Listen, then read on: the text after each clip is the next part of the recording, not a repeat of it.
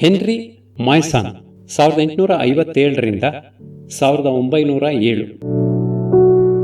ದಕ್ಷಿಣ ಫ್ರಾನ್ಸ್ನ ಬಡ ಕುಟುಂಬವೊಂದರಲ್ಲಿ 1852ರಲ್ಲಿ Ferdinand Frederick henry ಮಾಯ್ಸಾನ್ ಹುಟ್ಟಿದನು. ಮಿನುಗುವ ಕಪ್ಪಾದ ಕಣ್ಣುಗಳು, ಪಟಪಟನೆ ಹೊಡೆದುಕೊಳ್ಳುವ ರೆಪ್ಪೆಗಳು, ನಡೆಯುವ ಮತ್ತು ಚಿಂತಿಸುವ ರೀತಿ ಎಲ್ಲದರಲ್ಲಿಯೂ ಅವನು ವಿಶಿಷ್ಟ ಫ್ರೆಂಚ್ ದಾಕ್ಷಿಣಾತ್ಯನಾಗಿದ್ದನು. ಟೋಲೋಸ್ ನಗರದಿಂದ ಮೀಕ್ಸ್ ನಗರಕ್ಕೆ ವಲಸೆ ಬಂದ ಅವರಪ್ಪ ಮಗನನ್ನು ಮುನ್ಸಿಪಲ್ ಕಾಲೇಜಿಗೆ ಸೇರಿಸುವ ನಿರ್ಧಾರ ಮಾಡಲು ತಾಯಿ ಹೊಲಿಗೆ ಕೆಲಸ ಮಾಡಿ ಕುಟುಂಬದ ಸಂಪಾದನೆ ಹೆಚ್ಚಿಸಬೇಕಾಯಿತು. ಮಾಯ್ಸಾನ್ ಕೊನೆಯವರೆಗೂ ಸ್ಮರಿಸುತ್ತಿದ್ದ ಜೇಮ್ಸ್ ಎಂಬ ಉಪಾಧ್ಯಾಯನಿಂದಾಗಿ ಅವನಿಗೆ ವಿಜ್ಞಾನದಲ್ಲಿ, ಅದರಲ್ಲೂ ರಸಾಯನ ವಿಜ್ಞಾನದಲ್ಲಿ ಆಳವಾದ ಆಸಕ್ತಿ ಮೊಳೆಯಿತು.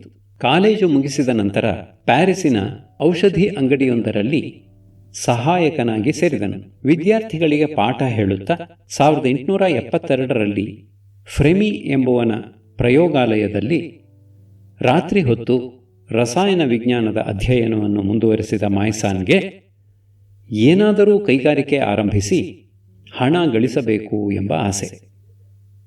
ಗೆಳೆಯ ಪ್ಲಿಕ್ನ ಗುರು ಡೆಹರೆನ್ನಿಂದ ಪ್ರಭಾವಿತನಾಗಿ ಇತರ ವಿಷಯಗಳನ್ನೂ ಓದಿ ಪರೀಕ್ಷೆ ಕೊಟ್ಟು 1877ರಲ್ಲಿ ಸ್ನಾತಕ ಎನಿಸಿಕೊಂಡನು.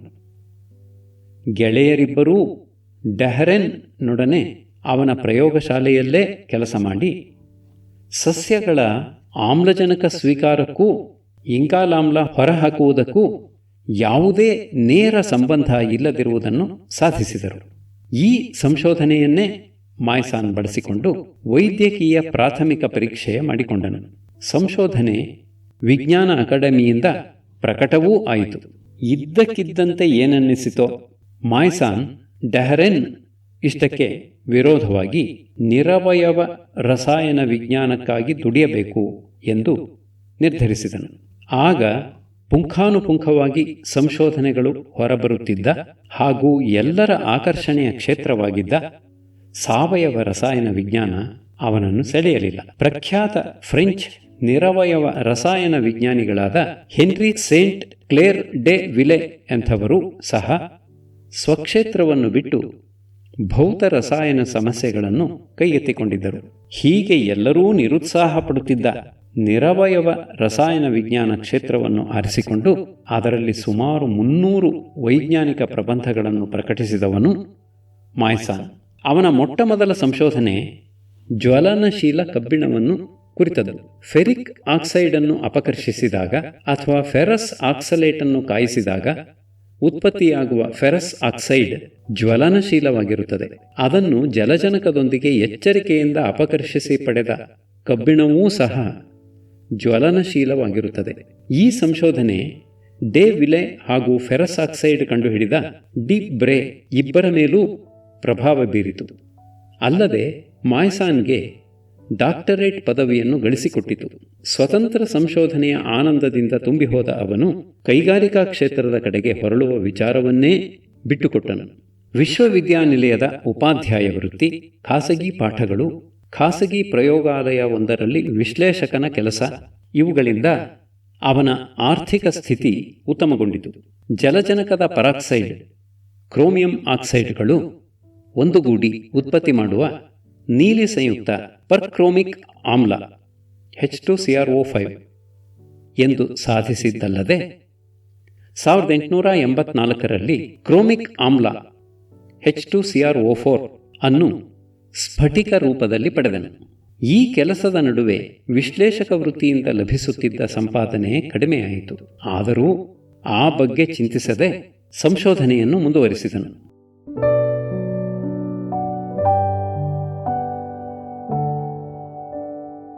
ಮಾಯ್ಸಾನ್ 1882ರಲ್ಲಿ ಮೀಕ್ಸ್ ನಗರದ ವೈದ್ಯನೊಬ್ಬನ ಕೊಟ್ಟ ಕೊನೆಯ ಮಗಳು ಲಿಯೋನಿ ಲೂಗಾನ್ಳನ್ನು ಮದುವೆಯಾದನು. ಅಪ್ರತಿಮ ಸುಂದರಿಯೂ ಗುಣಶೀಲೆಯೂ ಆಗಿದ್ದ ಲೂಗಾನ್ಳೊಂದಿಗೆ ಮಾಯ್ಸಾನ್ನ ದಿನಗಳು ತುಂಬ ಸುಖಮಯವಾದವು. ಇಡೀ ಜೀವಮಾನ ಅವರ ಸಂಸಾರ ಆನಂದಮಯವಾಗಿದ್ದಿತು. ಲೂಗಾನ್ಲಿಂದ ಮಾಯ್ಸನ್ ಸಂಶೋಧನೆಯಲ್ಲಿ ಪಡೆದ ನೆರವು, ಪ್ರೀತಿ, ಪ್ರೋತ್ಸಾಹಗಳು ಅನನ್ಯ ಸಾಧಾರಣ. 1885ರಲ್ಲಿ ಹುಟ್ಟಿದ ಲೂಯಿಸ್ ಸಹ ಬೇಗನೆ ಬೆಳೆದು ಸಂಶೋಧನೆಯಲ್ಲಿ ತಂದೆಗೆ ನೆರವಾದನು. ಮಾಯ್ಸಾನ್ನಿಗೆ ತಿಳಿಯದಂತೆಯೇ ಮಾವ ಇವರ ಆರ್ಥಿಕ ಭದ್ರತೆಗೆ ಬುನಾದಿ ಹಾಕಿದನು. ನಿರ್ಯೋಚನೆಯಿಂದ ಸಂಶೋಧನೆಯಲ್ಲಿ ತೊಡಗುವಂತೆ ಅಳಿಯನನ್ನು ಪ್ರೋತ್ಸಾಹಿಸಿದನು. ಇದರಿಂದಾಗಿ ಮಾಯ್ಸಾನ್ನ ಸ್ಫೂರ್ತಿ ಇಮ್ಮಡಿಯಾಯಿತು. ಅನೇಕಾನೇಕ ಸಂಶೋಧನೆಗಳನ್ನು ನಡೆಸಿದ್ದರೂ ಮಾಯ್ಸಾನ್ನ ಹೆಸರು ಚಿರಸ್ಥಾಯಿಯಾಗಿರುವುದು ಅವನ ಫ್ಲೋರಿನ್ ತಯಾರಿಕೆಯ ಆವಿಷ್ಕಾರಕ್ಕಾಗಿ. ಆವರೆಗೆ ಈ ಮೂಲಧಾತುವನ್ನು ಪಡೆವ ಎಲ್ಲ ಪ್ರಯತ್ನಗಳೂ ಸೋತಿದ್ದವು. ಸಂಯುಕ್ತಗಳ ರೂಪದಲ್ಲಿ ಚಿರಪರಿಚಿತವಾಗಿದ್ದರೂ ಕೈಗೆಟುಕದೇ ಉಳಿದಿದ್ದ ಈ ಧಾತುವಿಗೆ 1810ರಲ್ಲಿ ಡೇವಿಯೇ ಫ್ಲೋರಿನ್ ಎಂದು ನಾಮಕರಣವನ್ನೂ ಮಾಡಿದ್ದನು. ಚಿನ್ನದ ಮತ್ತು ಪ್ಲಾಟಿನಂ ಲೋಹದ ಪಾತ್ರಗಳಲ್ಲಿ ಫ್ಲೋರೈಡ್ ಸಂಯುಕ್ತಗಳನ್ನು ವಿದ್ಯುತ್ ವಿಭಜನೆ ಮಾಡಲೆತ್ನಿಸಿ ಡೇವಿ ಸೋತಿದ್ದನು. ಇತರ ಧಾತುಗಳೊಂದಿಗೆ ಅಭೇದ್ಯವೆನ್ನಿಸುವಂತೆ ಸ್ಥಿರವಾಗಿ ಸಂಯೋಗವಾಗಿಯೇ ಇರುವ ಈ ಧಾತು ವಿಜ್ಞಾನಿಗಳ ಕೈಗೆ ಸಿಕ್ಕದೆ ಕಣ್ಣು ಮುಚ್ಚಾಲೆಯಾಡುತ್ತಾ 7-8 ದಶಕಗಳೇ ಸಂದಿದ್ದವು. ಫ್ರೆಮಿ ಎಂಬ ವಿಜ್ಞಾನಿ ನಿರ್ಜಲ ಜಲಜನಕದ ಫ್ಲೋರೈಡ್ ಅನ್ನು ವಿದ್ಯುತ್ ವಿಭಜಿಸಲಾರದೆ ಸೋತಿದ್ದನು. ಜಲಾಂಶವಿದ್ದ ಹೈಡ್ರೋಫ್ಲೋರಿಕ್ ಆಮ್ಲವನ್ನು ವಿದ್ಯುತ್ ವಿಭಜಿಸಿದಾಗ ಜಲಜನಕ ಆಮ್ಲಜನಕಗಳೇ ಉತ್ಪತ್ತಿಯಾಗುತ್ತಿದ್ದವು. ಇದನ್ನರಿತ ಮಾಯ್ಸಾನ್ ಕಡಿಮೆ ಉಷ್ಣತೆಯಲ್ಲಿ ಫ್ಲೋರೈಡ್ಗಳ ವಿಭಜನೆ ಮಾಡಿದರೆ ಹೇಗೆಂದು ಯೋಚಿಸಿದನು. ಬೋರಾನ್ ಸಿಲಿಕಾನ್ಗಳ ಫ್ಲೋರೈಡ್ಗಳು ಅನಿಲಗಳಾದರೂ ವಿಭಜನೆ ಹೊಂದಲಾರದಷ್ಟು ಸ್ಥಿರವಾದ ಸಂಯುಕ್ತಗಳೆಂದು ಅವನ್ನು ಕೈಬಿಡಬೇಕಾಯಿತು.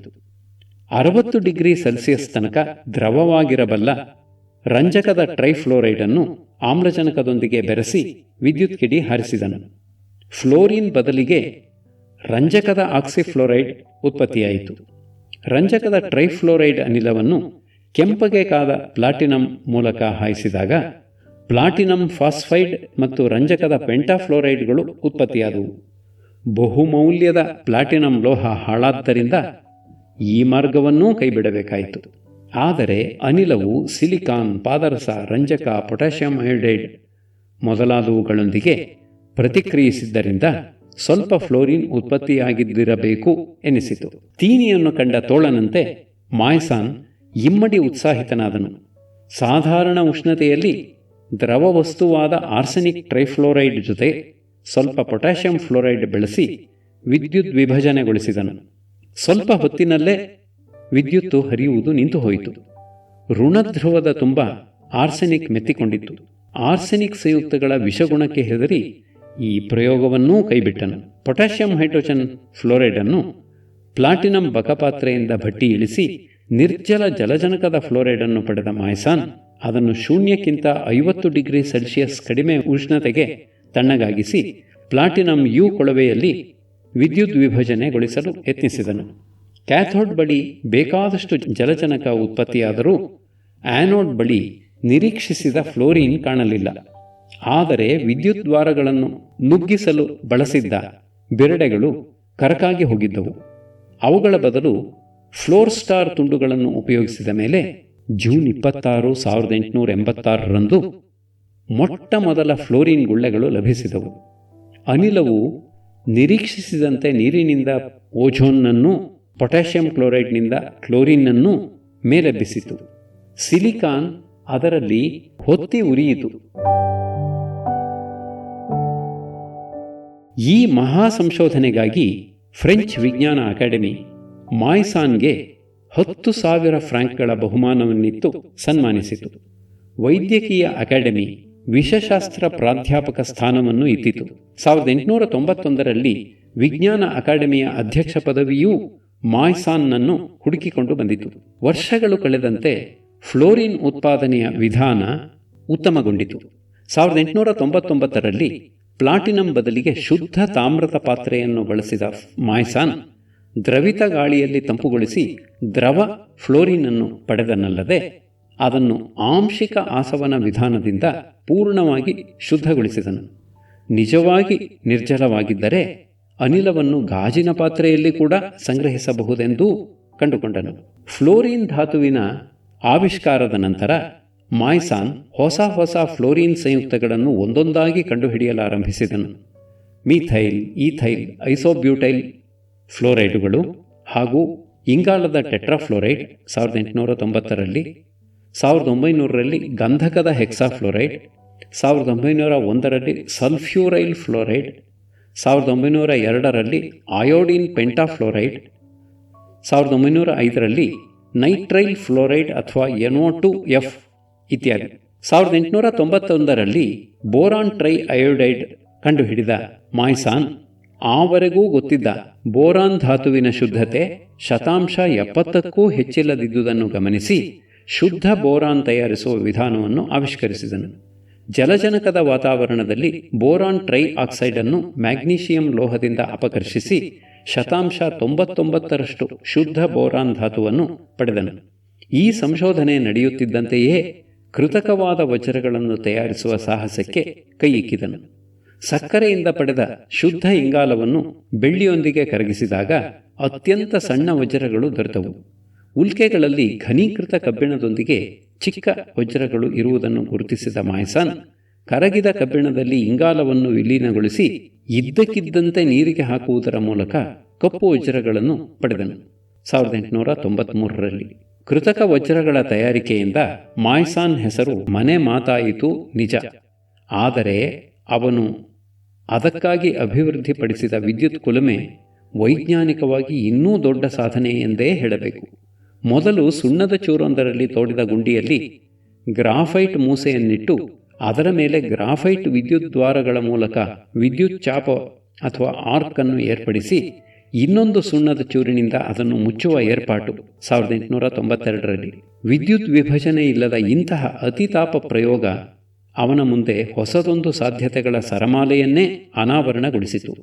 1900ರಲ್ಲಿ 80 ವೋಲ್ಟ್ 2200 ಆಂಪೇರ್ ವಿದ್ಯುತ್ತನ್ನು ಬಳಸುವ 3500 ಡಿಗ್ರಿ ಸೆಲ್ಸಿಯಸ್ ಉಷ್ಣತೆಯನ್ನು ಕೊಡಬಲ್ಲ ವಿದ್ಯುತ್ ಕುಲುಮೆಯನ್ನು ನಿರ್ಮಿಸಿ ಟೈಟಾನಿಯಂ ಧಾತುವನ್ನು ಪಡೆದನು. ಇಂಗಾಲವನ್ನು ಆವಿಗೊಳಿಸಿದನು. ಅತಿತಾಪ ರಸಾಯನಶಾಸ್ತ್ರ ಸಹ ಮಾಯ್ಸಾನ್ ಪಾಲಿಗೆ ಸಂಶೋಧನೆಗಳ ಹೊಸ ಭಂಡಾರವನ್ನೇ ತೆರೆಯಿತು. ಇಲ್ಲಿ ಅವನು ಮಾಡಿದ್ದೆಲ್ಲ ಹೊಸದೇ, ನೋಡಿದ್ದೆಲ್ಲ ಹೊಸತೆ.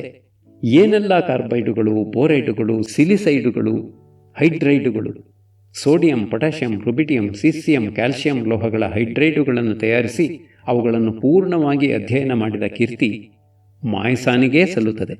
ಅವನ ಪ್ರಯೋಗಾಲಯಗಳಲ್ಲಿ ಎದ್ದು ಕಾಣುತ್ತಿದ್ದ ಅಂಶಗಳೆಂದರೆ ಅಚ್ಚುಕಟ್ಟು, ಗಲೀಜು ಇಲ್ಲದಿರುವುದು, ಪ್ರಯೋಗಗಳ ನಿಷ್ಕೃಷ್ಟತೆ, ಅವಲೋಕನಗಳ ನಿಖರತೆ, ಪ್ರತಿಯೊಂದು ಸಣ್ಣ ಸಂಗತಿಯನ್ನೂ ಸರಿಯಾಗಿ ಗುರುತಿಸಿ ಬರೆದಿಡುವುದು. 30-40 ಜನ ವಿದ್ಯಾರ್ಥಿಗಳಿದ್ದರೂ ಯಾರು ಎಲ್ಲಿ ಯಾವಾಗ ಏನು ಮಾಡುತ್ತಿರುವರೆಂದು ಅವನಿಗೆ ಗೊತ್ತಿರುತ್ತಿತ್ತು. ಸ್ವತಃ ತನ್ನ ಮೇಲ್ಪಂಕ್ತಿಯಿಂದಲೇ ಪ್ರತಿಯೊಬ್ಬರನ್ನೂ ಮುನ್ನಡೆಸುತ್ತಿದ್ದ ಅವನ ಶ್ರದ್ಧೆ ಎಲ್ಲರನ್ನೂ ತುಂಬಿಕೊಳ್ಳುತ್ತಿತ್ತು. ಇಷ್ಟರ ಮಧ್ಯೆಯೂ ಅವನು ಫ್ರೆಂಚ್ ಸಾಹಿತ್ಯವನ್ನೆಲ್ಲ ಓದಿದ್ದನು, ಪ್ರಖ್ಯಾತ ಕಲಾಕೃತಿಗಳನ್ನು ಸಂಗ್ರಹಿಸಿದ್ದನು. ಸೌಂದರ್ಯೋಪಾಸಕನಾಗಿದ್ದ ಅವನ ಭಾಷಣಗಳು ಕಲಾತ್ಮಕ ಪದಪ್ರಯೋಗ, ವಾಗ್ಮಿತಗಳ ರಸದೌತಣಗಳು ಎನ್ನಿಸಿಕೊಂಡಿದ್ದವು. ನವಿರಾದ ಹಾಸ್ಯದ ಅವನ ಫ್ರೆಂಚ್ ಭಾಷಾ ಸೌಂದರ್ಯ, ಧ್ವನಿ ಅಮೂರ್ತ ಆನಂದದ ಆಗರವಾಗಿತ್ತು. ಹೆಚ್ಚು ಕಡಿಮೆ ಎಲ್ಲ ದೇಶಗಳ ವಿಜ್ಞಾನ ಅಕಾಡೆಮಿಗಳ, ಕೆಮಿಕಲ್ ಸೊಸೈಟಿಗಳ ಸದಸ್ಯನಾಗಿದ್ದ ಮಾಯ್ಸಾನ್ಗೆ ಸಂದ ಗೌರವಗಳಿಗೆ ಕೊನೆ ಮೊದಲಿಲ್ಲ. 1906ರ ನೊಬೆಲ್ ಬಹುಮಾನಕ್ಕಿಂತಲೂ ಅವನು ಇಷ್ಟಪಟ್ಟದ್ದೆಂದರೆ ಅವನ ವಿದ್ಯಾರ್ಥಿಗಳೆಲ್ಲರೂ ಸೇರಿ ಅದೇ ವರ್ಷ ಕಾಣಿಕೆ ಕೊಟ್ಟ ಚಿನ್ನದ ಪದಕ. ಫ್ಲೋರಿನ್ ಕಂಡುಹಿಡಿದು 2 ದಶಕಗಳಾದ ಸವಿ ನೆನಪಿಗಾಗಿ 1907ರ ಫೆಬ್ರವರಿ 6ರಂದು ರಾತ್ರಿ ಪ್ರಯೋಗಾಲಯದಿಂದ ಹಿಂದಿರುಗಿದ ಮಾಯ್ಸಾನ್ ಇದ್ದಕ್ಕಿದ್ದಂತೆ ಅಪೆಂಡಿಸೈಟಿಸ್ ವ್ಯಾಧಿಗೆ ಬಲಿಯಾದನು. ಅವನೇ ಹೇಳುತ್ತಿದ್ದಂತೆ ಫ್ಲೋರಿನ್ 10 ವರ್ಷ ಆಯಸ್ಸನ್ನಾದರೂ ಅವನಿಂದ ಕಿತ್ತುಕೊಂಡಿತು ಎಂಬುದು ಸತ್ಯ. ಎಮಿಲ್ ಫಿಷರ್ 1852ರಿಂದ 1919 ಜರ್ಮನಿಯ ಕೊಲೋನ್ ಪಟ್ಟಣದ ಬಳಿಯ ಹಳ್ಳಿಯೊಂದರಲ್ಲಿ ವ್ಯಾಪಾರಿಯೊಬ್ಬನ ಮಗನಾಗಿ 1852ರಲ್ಲಿ ಹುಟ್ಟಿದ ಎಮಿಲ್ ಫಿಷರ್ ಮೊದಲಿನಿಂದಲೂ ಆದರ್ಶ ವಿದ್ಯಾರ್ಥಿ ಎನ್ನಿಸಿಕೊಂಡಿದ್ದ.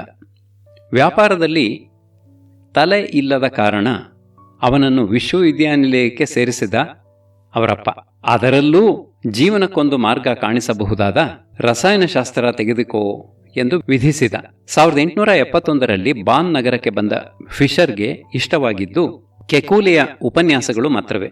ಆದರೆ ಪ್ರಯೋಗಗಳೆಂದರೆ ಕೆಕೂಲೆಗೆ ಸ್ವಲ್ಪ ಅಷ್ಟಕ್ಕಷ್ಟೇ. ಹೀಗಾಗಿ ಬಾನ್ನಲ್ಲಿ ಪ್ರಯೋಗಶಾಲೆಗಳ ಸ್ಥಿತಿ ಸಮರ್ಪಕವಾಗಿರಲಿಲ್ಲ. ಸೇರಿ ವರ್ಷ ಕಳೆಯುವುದರಲ್ಲಿ ಎಮಿಲ್ ಫಿಷರ್ ಮತ್ತು ಅವನ ಸಂಬಂಧಿ ಆಟೋ ಫಿಷರ್ ಇಬ್ಬರೂ ಸ್ಟ್ರಾಸ್ಬರ್ಗ್ಗೆ ಬದಲಾಯಿಸಿದರು.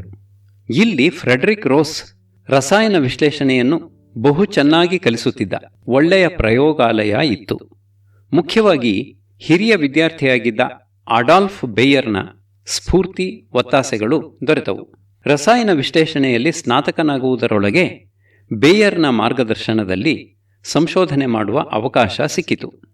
ಆದರೇನು, ಕಷ್ಟಗಳೂ ಪ್ರಾಪ್ತವಾದವು. ವಾರಗಟ್ಟಲೆ ದುಡಿದು ತಯಾರಿಸಿದ್ದ ಅಮೂಲ್ಯ ಸಂಯುಕ್ತವೊಂದು ಹಾಗೂ ಅನೇಕ ಕಿಲೋಗ್ರಾಂಗಳಷ್ಟು ಪಾದರಸ ಇವನು ಅಕಸ್ಮಾತ್ತಾಗಿ ಎಡವಿ ಬಿದ್ದು ಬುದ್ದಲಿಯನ್ನು ಹೊತ್ತು ಹಾಕಿದ್ದರಿಂದ ನಷ್ಟವಾಯಿತು.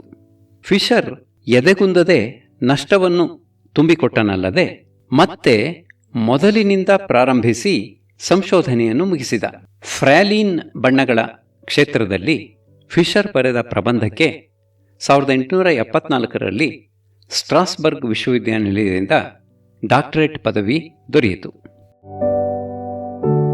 ಫಿಷರ್ ಸ್ಟ್ರಾಸ್ಬರ್ಗ್ನಲ್ಲಿದ್ದಾಗಲೇ ಫೀನೈಲ್ ಹೈಡ್ರೋಜಿನ್ ಎಂಬ ಸಂಯುಕ್ತವನ್ನು ಕಂಡುಹಿಡಿದಿದ್ದ. ಉದ್ದೇಶವೇ ಇಲ್ಲದೆ ಅಕಸ್ಮಾತ್ತಾಗಿ ನಡೆಸಿದ ಯಾವುದೋ ಕ್ರಿಯೆ ಮುಖ್ಯವಾದೊಂದು ವಸ್ತುವನ್ನು ದೊರಕಿಸಿಕೊಟ್ಟ ಅಪರೂಪದ ಉದಾಹರಣೆ ಇದು. ಈ ಸಂಯುಕ್ತದ ದೆಸೆಯಿಂದ ಭವಿಷ್ಯದಲ್ಲಿ ಅವನಿಗಾದ ಅನುಕೂಲ ಅಷ್ಟಿಷ್ಟಲ್ಲ. ಫಿಷರ್ನ ಶಿಷ್ಯ ಹಾಗೂ ಸ್ನೇಹಿತ ಲಡ್ವಿಗ್ ನಾರ್ ಇದನ್ನು ಉಪಯೋಗಿಸಿ ಆಂಟಿಪೈರೀನ್ ಎಂಬ ಜ್ವರ ಪರಿಹಾರಕವನ್ನು ತಯಾರಿಸಿದ. ಅಷ್ಟರಲ್ಲಿ 1875ರಲ್ಲಿ ಮ್ಯೂನಿಕ್ನಲ್ಲಿ ಲೈಬಿಗ್ನ ಖಾಲಿಯಾದ ಸ್ಥಾನವನ್ನು ತುಂಬಲು ಬೇಯರ್ ಹೋಗಲು ನಿರ್ಧರಿಸಿದ್ದರಿಂದ ಫಿಷರ್ನೂ ಅವನೊಂದಿಗೆ ಸಹಾಯಕನಾಗಿ ಹೋಗಬೇಕಾಯಿತು. ಅಲ್ಲಿ ಲೈಬಿಗ್ ಕಟ್ಟಿ ಬೆಳೆಸಿದ್ದ ಸಾವಯವ ರಸಾಯನ ಪ್ರಯೋಗಾಲಯವನ್ನು ನೋಡಿ ಹಿರಿ ಹಿಗ್ಗುವಂತಾಯಿತು. ಸ್ಟ್ರಾಸ್ಬರ್ಗ್ನಲ್ಲಿದ್ದಾಗ ರಸಾಯನ ವಿಜ್ಞಾನದ ಜೊತೆಗೆ ಆಗಸ್ಟ್ ಕುಂಟ್ ಮತ್ತು ರಾಂಟ್ಜನ್ರಿಂದ ಭೌತವಿಜ್ಞಾನವನ್ನೂ ಪಾಲ್ ಗ್ರೋತ್ನಿಂದ ಖನಿಜಶಾಸ್ತ್ರವನ್ನೂ ಅಧ್ಯಯನ ಮಾಡಿದ್ದ ಫಿಷರ್ ಅಳೆದೂ ಸುರಿದು ಕೊನೆಗೆ ಸಾವಯವ ರಸಾಯನ ವಿಜ್ಞಾನದಲ್ಲೇ ನೆಲೆ ನಿಲ್ಲಲು ನಿರ್ಧರಿಸಿದ. ಬೇಯರ್ನ ವ್ಯಕ್ತಿತ್ವ ಅಷ್ಟೊಂದು ಆಕರ್ಷಣೀಯವಾಗಿತ್ತು. ಎಮಿಲ್ ಫಿಷರ್ ಹಾಗೂ ಇವನ ಜೊತೆಗೇ ಬಂದ ಆಟೋ ಫಿಷರ್ ಇಬ್ಬರೂ ಸೇರಿ ಟ್ರೈಫೀನೈಲ್ ಮೀಥೇನ್ ಜನ್ಯ ವರ್ಣ ವಸ್ತುಗಳ ಬಗ್ಗೆ ಸಂಶೋಧನೆ ನಡೆಸಿದರು. ಅವುಗಳ ಅಣುರಚನೆ ವರ್ಣಸೃಷ್ಟಿಗೆ ಹೇಗೆ ಕಾರಣವಾಗುವುದೆಂಬುದನ್ನು ವಿವರಿಸಲು ಹೊಸ ವಾದವೊಂದನ್ನು ಮಂಡಿಸಿದರು. ಈ ವಾದದ ಆಧಾರದ ಮೇಲೆ ಪ್ರಯೋಗಗಳು ನಡೆದು ಅನೇಕಾನೇಕ ತತ್ಸಂಬಂಧಿತ ಹೊಸ ವರ್ಣವಸ್ತುಗಳು ಹುಟ್ಟಿದವು. 1879ರಲ್ಲಿ ಮ್ಯೂನಿಕ್ನಲ್ಲಿ ಫಿಷರ್ನಿಗೆ ಪ್ರಾಧ್ಯಾಪಕನೆಂದು ನೇಮಕವೂ ಆಯಿತು. ಮಗ ತನ್ನ ಆಯ್ಕೆಯ ಕ್ಷೇತ್ರದಲ್ಲಿ ಕೀರ್ತಿಶಾಲಿಯಾದುದನ್ನು ಕಂಡು ಸಂತೋಷಿಸಿದ ಅವನ ತಂದೆ ವ್ಯಾಪಾರಕ್ಕೆ ಎಂದಿಗೂ ಇವನು ಒಗ್ಗುವವನಲ್ಲ ಎಂದು ತೀರ್ಮಾನಿಸಿ ಸಾಕಷ್ಟು ಹಣವನ್ನು ಇವನ ಪಾಲೆಂದು ಕೊಟ್ಟುಬಿಟ್ಟನು. 27ರ ಎಮಿಲ್ಗೆ ವಿಶ್ವವಿದ್ಯಾನಿಲಯದ ಪ್ರಾಧ್ಯಾಪಕತ್ವದೊಂದಿಗೆ ಐಶ್ವರ್ಯವೂ ದೊರಕಿ ಇಮ್ಮಡಿ ಉತ್ಸಾಹದಿಂದ ಸಂಶೋಧನೆಯಲ್ಲಿ ತೊಡಗಿದನು. 2 ವರ್ಷಗಳ ನಂತರ ಎರ್ಲಾಂಗೆನ್ ವಿಶ್ವವಿದ್ಯಾನಿಲಯಕ್ಕೆ ಬದಲಾಯಿಸಿದ ಎಮಿಲ್ ಅಲ್ಲಿ ಫ್ಲೋರಿನ್ ಸಂಯುಕ್ತಗಳನ್ನು ಕುರಿತು ಹೊಸ ಸಂಶೋಧನಾ ಕ್ಷೇತ್ರವನ್ನು ಪ್ರಾರಂಭಿಸಿದನು. ಕಾಫಿ, ಟೀ, ಕೋಕೋಗಳಲ್ಲಿನ ಮಾದಕ ವಸ್ತುಗಳಾದ ಕೆಫೀನ್, ಥಿಯೋಬ್ರೋಮಿನ್, ಥಿಯೋಫಿಲ್ಲಿನ್ ಇತ್ಯಾದಿಗಳನ್ನು ಸಸ್ಯಗಳಿಂದ ಬೇರ್ಪಡಿಸಿ ಶುದ್ಧೀಕರಿಸಿ ಅಣುರಚನೆಯನ್ನು ಸಾಧಿಸಿ ಅವುಗಳೆಲ್ಲವುಗಳ ಕೃತಕ ಸಂಶ್ಲೇಷಣೆಗಳನ್ನು ಸಹ ರೂಪಿಸಿ ಪಡೆದನು. ಅವನ ಶಿಷ್ಯನಾದ ಲಡ್ವಿಗ್ ನಾರ್ ಈ ದಿನಗಳಲ್ಲೇ ಫೀನೈಲ್ ಹೈಡ್ರೋಜಿನ್ನಿಂದ ಆಂಟಿಪೈರಿನ್ ನೋವು ನಿವಾರಕವನ್ನು ಸಂಶ್ಲೇಷಿಸಿ ಎಲ್ಲರ ಗಮನವನ್ನು ಫಿಷರ್ ಗುಂಪಿನೆಡೆಗೆ ಸೆಳೆದನು. ಏರ್ಲಂಗೆನ್ನಲ್ಲಿನ ಕೊನೆಯ ದಿನಗಳಲ್ಲಿ ಎಮಿಲ್ ಫಿಷರ್ ತೀವ್ರವಾದ ಅಗ್ನಿಮಾಂದ್ಯಕ್ಕೆ ತುತ್ತಾಗಿ 1 ವರ್ಷ ರಜೆ ಪಡೆದುಕೊಂಡು ವಿಶ್ರಾಂತಿ ತೆಗೆದುಕೊಳ್ಳಬೇಕಾಯಿತು. ಈ ಕಾರಣದಿಂದಾಗಿಯೇ ಆಗ ಅವನೆಡೆಗೆ ಬಂದ ಬೆಡಿಶ್ ಅನಿಲಿನ್ ಉಂಡ್ ಸೋಡಾ ಫೆಬ್ರಿಕ್ ಕಂಪನಿಯ ಸಂಶೋಧನಾ ನಿರ್ದೇಶಕ ಹುದ್ದೆಯನ್ನಾಗಲಿ ಜ್ಯೂರಿಚ್ ತಾಂತ್ರಿಕ ವಿಶ್ವವಿದ್ಯಾನಿಲಯದ ಮಹಾಪ್ರಾಧ್ಯಾಪಕ ಸ್ಥಾನವನ್ನಾಗಲಿ ಒಪ್ಪಿಕೊಳ್ಳಲು ಅವನಿಗೆ ಸಾಧ್ಯವಾಗಲಿಲ್ಲ. ಫಿಷರ್ ಆರೋಗ್ಯವಾಗಿ ವಾಪಸ್ಸಾಗುತ್ತಲೇ ಉರ್ಜ್ಬರ್ಗ್ ವಿಶ್ವವಿದ್ಯಾನಿಲಯದವರು ತಮ್ಮಲ್ಲಿಗೆ ಬರಬೇಕೆಂದು ಕೇಳಿದಷ್ಟು ಹಣ ಕೊಟ್ಟು ಕೇಳುವ ಎಲ್ಲಾ ಸೌಕರ್ಯಗಳನ್ನೂ ಒದಗಿಸುವುದಾಗಿಯೂ ಒತ್ತಾಯಿಸಲಾರಂಭಿಸಿದರು. ಏರ್ಲಂಗೆನ್ನಿಗಿಂತ ಎಲ್ಲ ರೀತಿಯಲ್ಲೂ ಉತ್ತಮವಾಗಿದ್ದ ಉರ್ಜ್ಬರ್ಗ್ನ ಆಹ್ವಾನವನ್ನು ಫಿಷರ್ ಒಪ್ಪಿಕೊಂಡನು. ಅವನನ್ನು ಹಿಂಬಾಲಿಸಿ ನಾರ್, ಮೆಡಿಕಸ್ ಇತ್ಯಾದಿ ಶಿಷ್ಯರೂ ಅಲ್ಲಿಗೇ ಬಂದರು. ಹೊಸ ಶಿಷ್ಯರೂ ಸೇರಿದರು. ಉರ್ಜ್ಬರ್ಗ್ನಲ್ಲಿದ್ದ 7 ವರ್ಷ ಫಿಷರ್ನ ಜೀವನದ ಅತ್ಯಂತ ಸಂತೋಷದ ಕಾಲವಾಗಿದ್ದಿತು. 1885ರಲ್ಲಿ 32ರ ಫಿಷರ್ ಬ್ರಹ್ಮಚಾರಿಯಾಗಿಯೇ ಬದುಕಬೇಕೆಂಬ ತನ್ನ ತೀರ್ಮಾನವನ್ನು ಬದಲಿಸಿ ಏರ್ಲಂಗೆನ್ನ ಶರೀರಶಾಸ್ತ್ರ ಪ್ರಾಧ್ಯಾಪಕ ಗೆರ್ಲ್ಯಾಕ್ನ ಮಗಳು ಆಗ್ನೇಸ್ಳನ್ನು ಮದುವೆಯಾದನು. ಸುಂದರಿಯೂ ಗುಣವತಿಯೂ ಆಗಿದ್ದ ಅವಳು ಅವನನ್ನು ಚೆನ್ನಾಗಿ ನೋಡಿಕೊಂಡಳು. ಆದರೆ 3 ಮಕ್ಕಳನ್ನು ಹೆತ್ತು ಮದುವೆಯಾದ 7 ವರ್ಷಗಳಲ್ಲಿ ಆಗ್ನೇಸ್ ಕಿವಿ ನೋವಿನ ಬಾಧೆಯಿಂದ ತೀರಿಕೊಂಡಾಗ ಫಿಷರ್ ಪುನಃ ಬ್ರಹ್ಮಚಾರಿಯಾಗಬೇಕಾಯಿತು. ಸಕ್ಕರೆಗಳನ್ನು ಕುರಿತಾದ ಎಮಿಲ್ ಫಿಷರ್ನ ಅತ್ಯಂತ ಮುಖ್ಯವಾದ ಸಂಶೋಧನೆ ಅವನು ಉರ್ಜ್ಬರ್ಗ್ನಲ್ಲಿದ್ದಾಗ ಪ್ರಾರಂಭವಾಯಿತು. ಆಗ ಕೆಲವು ಸಕ್ಕರೆಗಳ ಅಣುರಚನೆ ಗೊತ್ತಿದ್ದರೂ ಅವುಗಳ ಸ್ಟೀರಿಯೋ ಸಮಾಂಗತೆ ಮಾತ್ರ ಬಿಡಿಸಲಾಗದ ಒಗಟಾಗಿದ್ದಿತು. ಲಭ್ಯವಿದ್ದ ಅರ್ಯಾಬಿನೋಸ್, ಗ್ಲೂಕೋಸ್, ಮ್ಯಾನೋಸ್ ಮತ್ತು ಫ್ರುಕ್ಟೋಸ್ ಎಂಬ 4 ಸಕ್ಕರೆಗಳನ್ನು ಬಳಸಿಕೊಂಡು ತರ್ಕಬದ್ಧವಾದ ಪ್ರಯೋಗಗಳನ್ನು ನಡೆಸಿ ಫಲಿತಾಂಶಗಳ ನೆರವಿನಿಂದ ಈ ಕಗ್ಗಂಟನ್ನು ಬಿಡಿಸಿದ ಫಿಷರ್ ಅವುಗಳಲ್ಲಿ ಒಂದೊಂದನ್ನೂ ಈ ಸಕ್ಕರೆ ಇಂಥದ್ದೇ ಸ್ಟೀರಿಯೋ ಸಮಾಂಗಿ ಎಂದು ಯಾವುದೇ ಅನುಮಾನಕ್ಕೆ ಅವಕಾಶವಿಲ್ಲದಂತೆ ಸ್ಥಾಪಿಸಿದನು. ಈ ಬಗ್ಗೆ 1890ರಲ್ಲಿ ಜರ್ಮನ್ ಕೆಮಿಕಲ್ ಸೊಸೈಟಿಯ ಮುಂದೆ ಅವನು ಕೊಟ್ಟ ಉಪನ್ಯಾಸವನ್ನು ಕೇಳಿದವರು ವಿಜ್ಞಾನವೆಂದರೆ ಇದು, ವಿಜ್ಞಾನಿ ಎಂದರೆ ಇಂಥವನು ಎಂದು ಮೂಗಿನ ಮೇಲೆ ಬೆರಳಿಡುವಂತಾಯಿತು. ವಿಶ್ವಖ್ಯಾತಿಯ ಈ ಸಂಶೋಧನೆ ಎಮಿಲ್ ಫಿಷರ್ಗೆ 1902ರಲ್ಲಿ ರಸಾಯನ ವಿಜ್ಞಾನದ 2ನೆಯ ನೊಬೆಲ್ ಬಹುಮಾನವನ್ನು ಗೆದ್ದುಕೊಟ್ಟಿತು. ಆ ಸಂದರ್ಭದಲ್ಲಿ ಸ್ವೀಡಿಷ್ ವಿಜ್ಞಾನ ಅಕಾಡೆಮಿ ಪ್ರಾಯೋಗಿಕ ತರ್ಕ ಪರಿಪೂರ್ಣತೆಯ ದೃಷ್ಟಿಯಿಂದ ಇಂಥ ಸಂಶೋಧನೆ ಈ ಹಿಂದೆ ಎಲ್ಲೂ ನಡೆದಿಲ್ಲವೆಂದೇ ಹೇಳಬೇಕು ಎಂದು ಪ್ರಶಂಸಿಸಿತು. ನೊಬೆಲ್ ಸಮಿತಿಯಿಂದ ಹೀಗೆ ಮುಕ್ತ ಪ್ರಶಂಸೆಯನ್ನು ಪಡೆದ ಸಂಶೋಧನೆಗಳು ತುಂಬಾ ವಿರಳ. ಈಗ ಜರ್ಮನಿಯ ಅತ್ಯಂತ ಪ್ರತಿಷ್ಠಿತ ಬರ್ಲಿನ್ನ ದೃಷ್ಟಿ ಫಿಷರ್ ಮೇಲೆ ಬಿದ್ದಿತು. ರಾಜಕೀಯ ಆಹ್ವಾನವನ್ನು ಹೇಗೂ ತಪ್ಪಿಸಿಕೊಳ್ಳಲಾಗಲಿಲ್ಲ. ಬರ್ಲಿನ್ನಲ್ಲಿ ಶರ್ಕರ ಸಂಶೋಧನೆ ಮುಂದುವರಿಯಿತು. ಅರ್ಯಾಬಿನೋಸ್ನ ಇತರ 7 ಹಾಗೂ ಗ್ಲೂಕೋಸ್ನ ಇನ್ನುಳಿದ 15 ಸ್ಟೀರಿಯೋ ಸಮಾಂಗಿಗಳು, ಗ್ಲೈಕೋಸೈಡ್ಗಳು, ದ್ವಿಶರ್ಕರಗಳು, ತ್ರಿಶರ್ಕರಗಳು, ಅವುಗಳನ್ನು ಛೇದಿಸಬಲ್ಲ ಕಿಣ್ವಗಳು ಎಲ್ಲವೂ ಒಂದೊಂದಾಗಿ ತಮ್ಮ ರಹಸ್ಯವನ್ನು ಬಿಟ್ಟುಕೊಟ್ಟವು. ಈಗ ಫಿಷರ್ ನ್ಯೂಕ್ಲಿಯಿಕ್ ಆಮ್ಲಗಳ ಕಡೆಗೆ ತನ್ನ ಗಮನವನ್ನು ಹರಿಸಿದ. ಪ್ಯೂರಿನ್ ಹಾಗೂ ಪಿರಿಮಿಡೀನ್ ಪ್ರತ್ಯಾಮ್ಲಗಳ ಎನ್ ಗ್ಲೈಕೋಸೈಡ್ಗಳು ಫಾಸ್ಫಾರಿಕ್ ಆಮ್ಲದೊಂದಿಗೆ ಸಂಯೋಗವಾಗಿ ಫಲಿಸುವ ನ್ಯೂಕ್ಲಿಯೋಸೈಡ್ ಘಟಕಗಳು ಸಾವಿರಾರು ಸಂಖ್ಯೆಯಲ್ಲಿ ಒಗ್ಗೂಡಿ ಉಂಟಾಗುವ ದೈತ್ಯಾಣುಗಳೇ ಈ ನ್ಯೂಕ್ಲಿಯಿಕ್ ಆಮ್ಲಗಳು. ಮೊಟ್ಟಮೊದಲು ಇಂಥ ನ್ಯೂಕ್ಲಿಯೋಸೈಡ್ ಘಟಕಗಳನ್ನು ಕೃತಕವಾಗಿ ಸಂಶ್ಲೇಷಿಸಿದ ಕೀರ್ತಿ ಫಿಷರ್ನಿಗೆ ಸಲ್ಲುತ್ತದೆ. ಬರ್ಲಿನ್ ವಿಶ್ವವಿದ್ಯಾನಿಲಯದಲ್ಲಿ ಅನಂತರ 1-2 ವರ್ಷಗಳಲ್ಲೇ ಫಿಷರ್ ಪ್ರೋಟೀನ್ ಕ್ಷೇತ್ರದಲ್ಲಿ ಸಂಶೋಧನೆಯನ್ನು ಆರಂಭಿಸಿದ. ಸ್ಟೀರಿಯೋ ಸಮಾಂಗಿಗಳನ್ನು ಬೇರ್ಪಡಿಸುವ ಅನುಭವ ಅವನಿಗೆ ಶರ್ಕರ ಕ್ಷೇತ್ರದಲ್ಲಿ ಬೇಕಾದಷ್ಟು ಆಗಿದ್ದಿತು. ಆಲ್ಫಾ ಅಮೈನೋ ಆಮ್ಲಗಳ ಜೋಡಣೆಯಿಂದ ಆದ ಪ್ರೋಟೀನ್ ದೈತ್ಯಾಣುವನ್ನು ಸೃಜಿಸಲು ಮೊದಲು ಅಮೈನೋ ಆಮ್ಲಗಳ ಕೃತಕ ಸಂಶ್ಲೇಷಣೆ, ಅನಂತರ ಅಪೇಕ್ಷಿತ ಸಮಾಂಗಿಯನ್ನು ಬೇರ್ಪಡಿಸುವುದು ಆಗಬೇಕು. ಅದಾದ ಮೇಲೆ ಪ್ರತಿಯೊಂದು ಅಮೈನೋ ಆಮ್ಲದ ಇಂಥ ಸಮಾಂಗಿಯನ್ನು ಬೇರೆ ಬೇರೆಯಾಗಿ ಇಟ್ಟುಕೊಳ್ಳಬೇಕು. ನಂತರ ಇವುಗಳನ್ನು ಅಗತ್ಯವಾದ ರೀತಿಯಲ್ಲಿ ಮಲ್ಲಿಗೆ ಹೂ ಪೋಣಿಸಿ ಮಾಲೆ ಮಾಡಿದಂತೆ ಒಂದರ ಜೊತೆ ಇನ್ನೊಂದನ್ನು ರಸಾಯನ ಕ್ರಿಯೆಯ ಮೂಲಕ ಜೋಡಿಸಬೇಕು. ಹೀಗೆ 18 ವಿಭಿನ್ನ ಆಲ್ಫಾ ಅಮೈನೋ ಆಮ್ಲಗಳನ್ನು ಜೋಡಿಸಿ ಪ್ರಕೃತಿ ಸಹಜ ಪ್ರೋಟೀನನ್ನು ಹೋಲುವ ಕೃತಕ ಪಾಲಿಪೆಪ್ಟೈಡ್ ಅನ್ನು ಸಂಶ್ಲೇಷಿಸಿದನಲ್ಲದೆ ಫಿಶರ್ ಅನೇಕ ಪ್ರಕೃತಿ ಸಿದ್ಧ ಪ್ರೋಟೀನ್ಗಳನ್ನು ಜಲವಿಚ್ಛೇದನಗೊಳಿಸಿ ಲಭಿಸುವ ಅಮೈನೋ ಆಮ್ಲಗಳನ್ನು ಗುರುತಿಸಿ ಪ್ರಕೃತಿಯಲ್ಲಿನ ಪ್ರೋಟೀನ್ ಸಂರಚನೆಯ ಪ್ರಾಥಮಿಕ ಹಂತವನ್ನು ಸಾಧಿಸಿದ. ಪ್ರತಿಯೊಂದು ಅಮೈನೋ ಆಮ್ಲವನ್ನು ಅದರ ಎಸ್ಟರ್ ರೂಪದಲ್ಲಿ ಭಟ್ಟಿ ಇಳಿಸಿ ಶುದ್ಧೀಕರಿಸಿ ತೋರಿಸಿದ.